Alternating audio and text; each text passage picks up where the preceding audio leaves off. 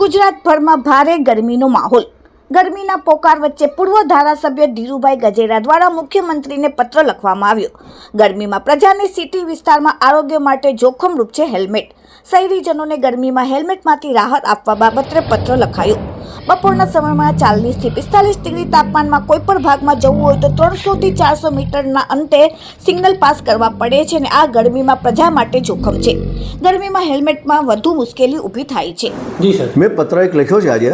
City વિસ્તારમાં હેલ્મેટનો કાયદો રદ થવો જોઈએ, કારણ સિટી વિસ્તારની અંદર 1 કિલોમીટરનું અંતર કાપતા 3-3, 4-4 સિગ્નલો આવતા હોય છે અને 15 થી 20 કિલોમીટર ઝડપે ગાડી ચાલતી નથી હોતી।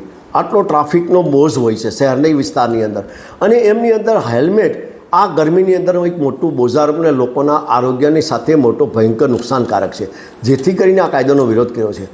એક શેડેથી બીજે 10-15 કિલોમીટરને અંતરે એને ધંધા રોજગારીએ જવાનું હોય કે હોસ્પિટલ જવાનું હોય, કોઈ પણ કામ અર્થે જવાનું હોય તો એને 1 કલાકથી 1.5 કલાક એને પાસ કરવો પડે રસ્તા પર, અને આ ગરમીની અંદર એને પોતાને મોટા આરોગ્ય માટે મોટું જોખમી હોય છે, જેથી કરીને આ કાયદો રદ થવો જોઈએ એવી મારી લાગણીને માગણી મેં સરકારને રજૂઆત કરી છે।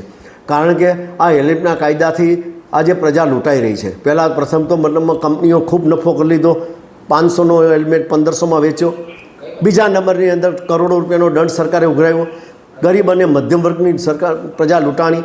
આમાં કોઈ કરોડપતિ અરબોપતિ નથી લૂંટાતા, આ તો ગરીબ અને મધ્યમ વર્ગ લૂંટાય છે, અને જેથી કરીને ગરીબ અને મધ્યમ વર્ગની વેદનાને મેં સરકાર પાસે રજૂઆત કરી છે કે આ કાયદો વટહુકમ દ્વારા યા તો સ્પેશિયલ બિલ લાવીને રદ કરવો જોઈએ સિટી વિસ્તારમાં।